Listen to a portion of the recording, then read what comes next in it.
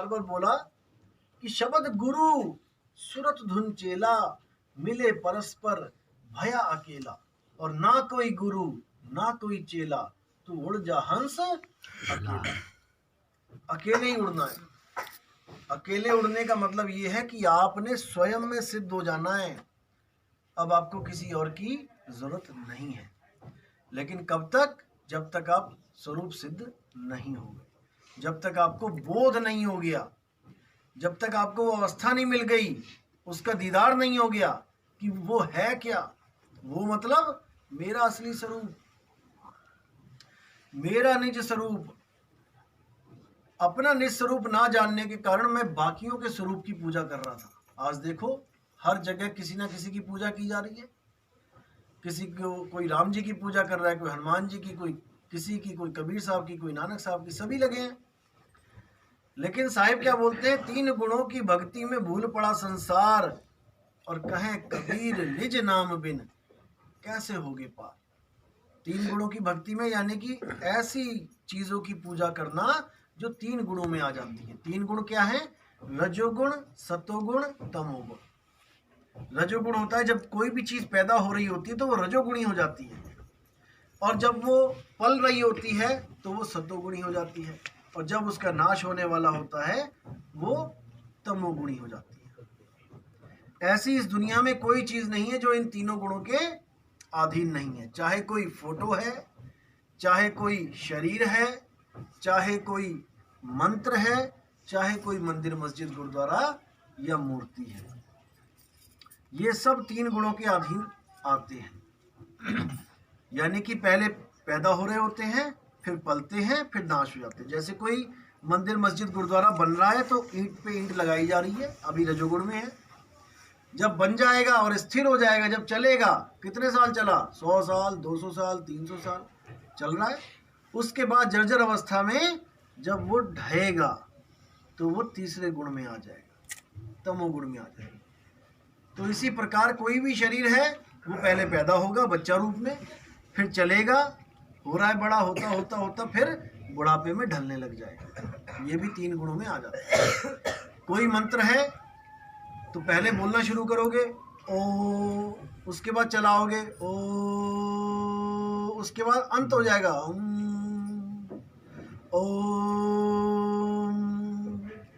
ये 3 गुणों में आ गया। जो पैदा हुआ, चला और अंत हो गया, ये 3 गुणों में आ गया। अब असली नाम कौन सा है परमात्मा का, जिसका कभी अंत नहीं होता, जिसके लिए बोला कि तू बेअंत है। ऐसा कौन सा नाम है जो बेअंत है, उसको जानना है। इन नामों से मुक्ति नहीं होगी जो 3 गुणों के अधीन आ जाते हैं। कोई भी नाम है, कबीर नाम ले लो, कबीर खत्म हो गया, राम खत्म हो गया, कृष्ण खत्म हो गया, सारे नाम खत्म हो जाएंगे।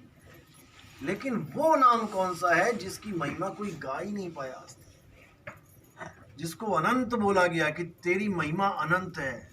वो नाम अनंत है। आद सच जुगाद सच, है भी सच, नानक होसी भी सच।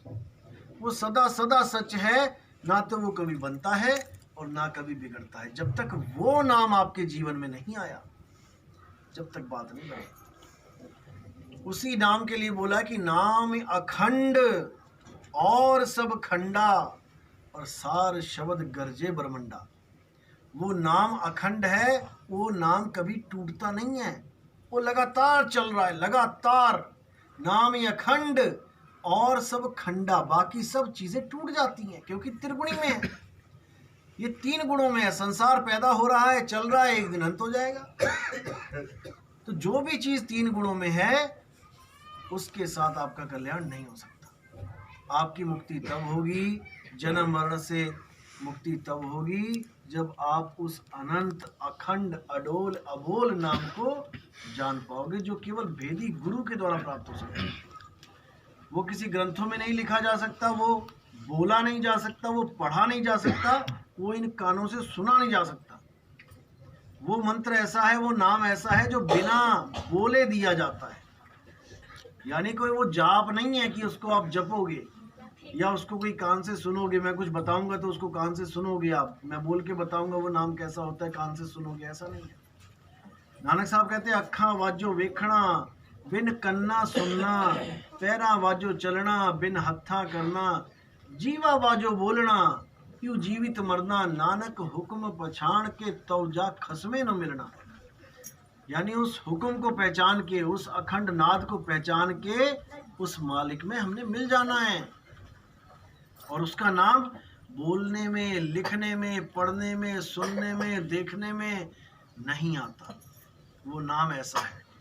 उसी नाम की महिमा सब संतों ने गाई है। गरीबदास जी क्या, दरिया साहब क्या, भीखा साहब क्या, जितने भी संत, गरीबदास, धर्मदास, रविदास जी महाराज, मीराबाई, कबीर साहब, जितने भी संत हुए हैं सबने उसी नाम की महिमा गाई है। वही नाम आज हम लोग प्रचार कर रहे हैं YouTube चैनल कहत कबीर सुनो भाई साधो पे। आप इसको देख भी सकते हैं, इसको समझ भी सकते हैं, और कोई दिक्कत आती है तो आप पूछ भी सकते हैं। तो मुद्दा यही था कि बिना गुरु के ना तो ज्ञान हो सकता है और ना ही मुक्ति हो सकती है। कहते गुरु बिन पढ़े जो वेद पुराणा, और सार न जाने रहे अज्ञान। बिना गुरु के आप वेद पुराण पढ़ लो, पढ़ तो लोगे, पढ़ना आता है इसलिए पढ़ लोगे, लेकिन भेद क्या छुपे हैं उसमें वो नहीं पकड़ पाओगे। उसको जानने के लिए किसी ना किसी भेदी गुरु की आवश्यकता होनी ही होनी पड़ेगी। तो बार बार यही समझाया सब संतों ने कि इससे पहले कि मौत आ जाए, इससे पहले कि तुम्हें ये चोला छोड़ना पड़े, जो आज तुम्हें लग रहा है कि तुम बहुत खुश हो, क्यों? इसलिए क्योंकि कोई बीमारी नहीं है, कोई प्रॉब्लम नहीं है शरीर में। हल्का सा पेट दर्द हुआ, हल्का सा कोई छाला हो गया, दाना हो गया, डॉक्टर के पास दिखाने गए और वो क्या कहता है, भैया टेस्ट करा लो, पता लगा कैंसर की 4थी स्टेज है। तब ये जितना भी खाना पीना, ये जितना भी मौज मस्ती है, ये सब फीकी लगने लग जाएगी। तुम्हें चैन नहीं आएगा, रात भर रोओगे, तड़पोगे, परमात्मा से अरदास करोगे मुझे बचा लो, मुझे बचा लो, लेकिन तुम्हारी अरदास ही गलत होगी, क्योंकि ये शरीर आज तक किसी का बचा नहीं है। हम लोग अरदास ही गलत करते हैं कि हे भगवान मुझे बचा लो, हे भगवान मुझे बचा लो। असल में हम किसको बचाना चाहते हैं? अपने शरीर को। हम अपने शरीर के लिए अरदास करते हैं भगवान से, यहीं पे हम धोखा खा जाते हैं। हम गलत, हमारी डिमांड ही गलत है। परमात्मा तो बहुत कुछ देना चाहता है, लेकिन हम मांग वो रहे हैं जो असंभव है। हम मांगते हैं हमारा शरीर हमेशा जीवित रहे, भगवान जी बचाए लो। अब ये जो बचाए लो शब्द है, ये हम शरीर के लिए यूज कर रहे हैं कि मेरा कैंसर ठीक करा दो, मैं हमेशा सही रहूं, स्वस्थ रहूं, जीवित रहूं। कब तक? अरे यहाँ बड़े बड़े देवी देवता आके चले गए तो तुम्हारी क्या हैसियत है? तुम्हें भी जाना पड़ेगा। इससे पहले कि तुम्हारी मौत आए, जो आनी ही है, तुम अपना इंतजाम पहले से करके रख लो भाई। नहीं तो ना तो कोई माँ साथ देने वाली है, ना कोई बेटी, ना कोई बेटा, ना कोई पति, ना कोई बीवी, कोई साथ नहीं देगा। दूर खड़े होके रो भले लेंगे, तुम्हारे ऑपरेशन के लिए पैसे भले दे देंगे, लेकिन तुम्हें सहारा नहीं दे सकते अंत समय में। सहारा केवल एक नाम का होता है। कलयुग में एक नाम है आधारा, और सिमर सिमर नर उतरो पारा। उस नाम की इतनी बड़ी ताकत होती है कि वो नाम जब आपके साथ अटैच होगा, जब आप उस नाम को जानोगे, तो इतना आनंद आ जाएगा आपके अंदर कि आप उसी वक्त सरेंडर कर दोगे कि अगर यही मौत है तो मैं इसको स्वीकार करती हूँ, अगर यही मृत्यु है तो मैं इसको स्वीकार करता हूँ, ये अवस्था मेरी सदा बनी रहे। और वो अवस्था क्या होती है? शरीर को खाली कर देते हो आप, लोगों के लिए मर जाते हो, लेकिन तुम अमर हो जाते हो। इसी के लिए साहिब ने बोला कि लो चुंबक की प्रीत ज्यों लोह को लेती उठाए, और ऐसा शब्द कबीर का इस काल से लेत छुड़ाए। मृत्यु से छुड़ा लेगा तुम्हें, मृत्यु से सदा सदा के लिए मुक्त कर देगा। जिस मरने से जग डरे मेरे मन आनंद, और मरने पर ही पाइए पूर्ण परमानंद। हमें मरने की असल विधि नहीं पता। अगर हमें कोई भी कार्य है, अगर उसकी सही विधि ना पता हो तो वो हमेशा हानि ही पहुंचाता है। जैसे कार चलाने में कितना आनंद आता है, देखा होगा अपने टीवी में हीरो हीरोइन कितने बढ़िया कार चला रहे हैं, कितना आनंद ले रहे हैं, लेकिन वो आनंद क्यों ले पा रहे हैं? क्योंकि उन्हें कार चलानी आती है। तुम्हारे पास 50 लाख की कार है और तुम्हें कार चलानी नहीं आती, और तुमने ऑन करके एक्सीलेटर पे पैर धर दिया और भाग रहे हो और एक्सीडेंट वाली हालत हो गई है, वो 50 लाख की कार में भी तुम्हारी हालत ऐसी हो जाएगी मरने वाली। वो आनंद की जगह तुम्हें महादुख दे के जाएगी। क्यों? क्योंकि तुम्हें विधि नहीं पता। केवल तुम्हें विधि नहीं पता। अगर तुम्हें विधि पता है, वही कार तुम्हें दुख की जगह सुख देने लग जाएगी।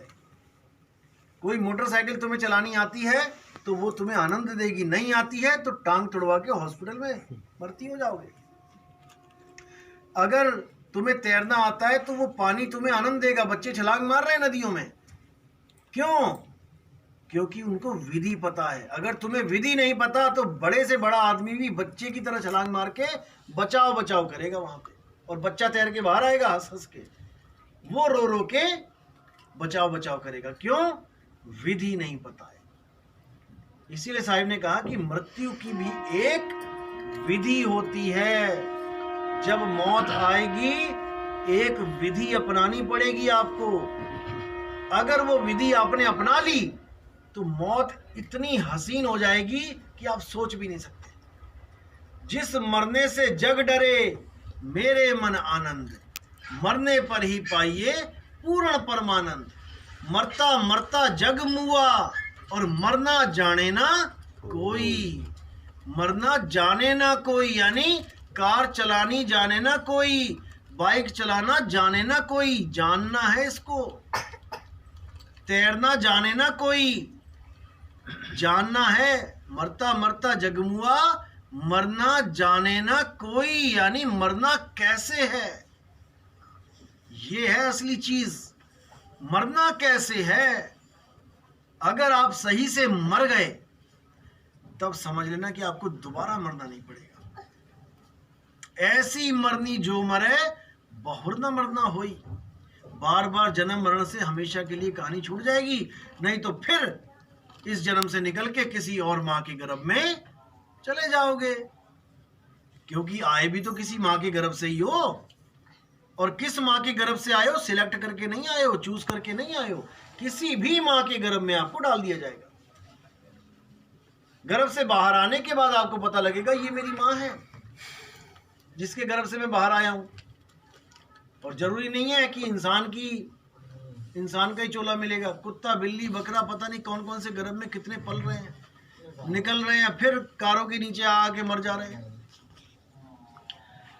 तो मुद्दा ये है कि साहिब कहते हैं कि जहां से आया और वहीं समाया, तो कहे कबीर तूने क्या कमाया। यानी कहां से आया? गर्भ से आया। और कहां समाया? फिर गर्भ में चला गया। जहां से आया और वहीं समाया, कहे कबीर तूने क्या कमाया। गर्भ में तो अरदास करता था कि भक्ति करूंगा, एक बार निकाल दो परमात्मा, दया करो, मेहर करो, एक पल भी तुम्हें नहीं भूलूंगा। और बाहर आते ही ठंडी ठंडी हवा लगी और सब माया के जाल में फंस गए। अब दोबारा जब आएगी मौत तो तुम्हें फिर कान से पकड़ के वहीं डाल देगी। अब फिर अरदासें करोगे, बचाओ प्रभु बचाओ, और फिर निकलोगे, फिर वही काम चलेगा, फिर गर्भ में चले जाओगे। इस प्रकार आप सोच भी नहीं सकते कि कितनी माएं और पिता आपके हो चुके हैं। अगर आपके सारे जन्मों की माता और पिता आ जाएं तो ये रोहतास जिला भर जाएगा पूरा, और सब कहेंगे तू मेरा उस जन्म में पुत्र था, तू मेरा उस जन्म में पुत्र था, और आप हाथ जोड़ के भागोगे। अरे भैया मुझे नहीं चाहिए इतनी माता इतने पिता। अभी बहुत अच्छे लग रहे हैं क्योंकि अभी एक एक पीस है, इसलिए लग रहा है कि मेरी तो माँ है, मेरे तो पिता है, मेरा तो बेटा है, मेरी तो बेटी है। सारे जन्मों के रिश्तेदार इकट्ठे होके आ जाए तो भागने को जगह नहीं मिलेगी आपको। यही माया है, इसी को समझना है, इसी से बचना है। एक ऋषि था जो 12 साल गर्भ में रहा, सुना होगा आपने, सुखदेव मुनि। 12 साल पैर लगा के खड़ा हो गया गर्भ में, अटका के, मैं तो नहीं निकलता।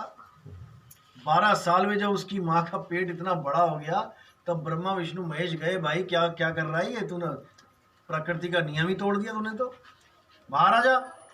कहता बाहर नहीं आऊंगा, तुम्हारी त्रिगुणी इतनी ज्यादा, त्रिगुण तुम्हारा इतना खतरनाक है, मुझे फिर भरमा दोगे तुम। क्योंकि गर्भ में दिव्य दृष्टि खुली होती है, गर्भ में आपको पता होता है कितने जन्म लटक लटक चुका हूं मैं, कहाँ कहाँ जन्म लिया मैंने, कहाँ कहाँ क्या किया, तभी अरदासें कर रहा होता है कि भगवान फिर फंस गया आके, और बाहर निकलते ही फिर भटक जाता हूँ। क्यों? त्रिगुणी माया की वजह से। तो ब्रह्मा विष्णु महेश जब गए तो कहते निकल भाई बाहर, वो कहता मैं नहीं निकलता, तुम फिर फंसा लोगे मुझे तीनों मिलके। तो कहते फिर क्या चाहता है तू? कहता है कि एक पल के लिए अपनी माया रोक दो, एक पल के लिए। कहते हैं ठीक है भाई रोक लेते हैं।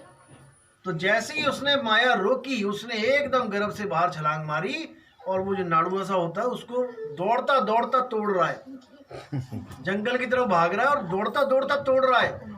और माँ कह रही है अरे बेटा, बाप कह रहा है बेटा सुन तो, अरे क्या कौन किसका बेटा, पता नहीं कितनी बार तू मेरा बेटा हो लिया, कितनी बार मैं तेरा बेटा हो लिया। अरे भागो, ये माया है, ये माया है, अटका दिया इसने तुम्हें, मुझे नहीं अटका पाएगी। लेकिन फिर भी सतगुरु ना मिलने के कारण मुक्ति नहीं मिल पाई। इतना कुछ करने के बाद भी मुक्त नहीं हो पाए, क्योंकि सतगुरु नहीं मिल रहा है, भेदी गुरु नहीं मिल रहा है। और भेदी गुरु कब मिलता है? जब परमात्मा स्वयं चाहता है कि इस जीव का कल्याण हो जाए। बहुत जन्म इसने भटक लिया, भक्ति भी कर रहा है, लेकिन कोई सतगुरु नहीं मिल पा रहा है, इसलिए बार बार आ रहा है, चल इस बार इसको भेदी गुरु दे देते हैं। देते तो वो हर बार हैं, लेकिन जीव उसको पकड़ नहीं पाता है। मिलते तो सतगुरु हमेशा हैं, हर जन्म में मिलते हैं, लेकिन पकड़ नहीं पाता है जीव उसको, भ्रम में रह जाता है। ये कबीर साहब का वचन है कि ऐसा कोई समय नहीं, ऐसा कोई युग नहीं जब मैंने आके प्रचार नहीं किया। हर युग में प्रचार करते हैं, शब्द रूप में सबको ज्ञान देते हैं, लेकिन बंदा उसको कैच नहीं कर पाता। जैसे आज शब्द रूप में ज्ञान दे रहे हैं, 50 लोग बैठे हैं, अब इन 50 लोगों को आज शब्द रूप में कबीर साहब ज्ञान दे रहे हैं, लेकिन इन 50 में से केवल 1 या 2 बंदे इस बात को समझ पाएंगे, बाकी अगले जन्मों में चले जाएंगे। फिर अगले जन्म में बैठेंगे, सोचेंगे हमें कब मिले, हमें गुरु कब मिले। ऐसे ही मिलते हैं, शब्द रूप में मिलते हैं, ज्ञान समझाते हैं शब्द रूप में, लेकिन जीव पकड़ नहीं पाता है। इसीलिए साहिब ने बोला है कि भेदी गुरु अगर आपके जीवन में आ जाए तो समझ लो कि वो आपका आखिरी जन्म है, आखिरी जन्म हो जाता है वो जन्म, अगर भेदी गुरु मिल जाए। क्योंकि जिस वस्तु की आपको तलाश है, वो वस्तु आपके पास है, लेकिन भेदी गुरु ना होने के कारण उसका आपको एहसास नहीं हो पा रहा है। अब भेदी गुरु का क्या काम है? वो उस वस्तु तक आपको पहुंचा देता है।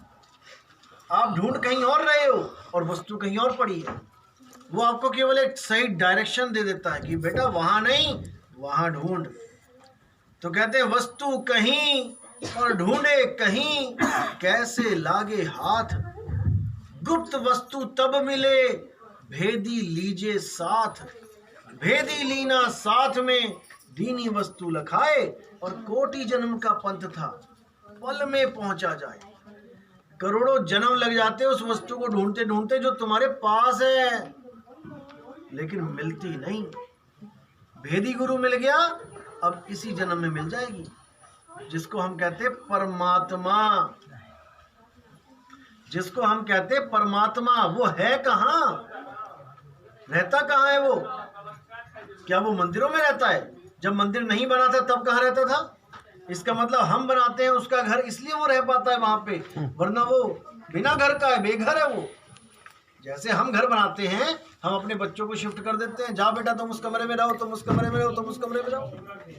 और अगर घर ना बना होता तो बच्चे कहाँ रहते हैं? बिना घर के रहते हैं।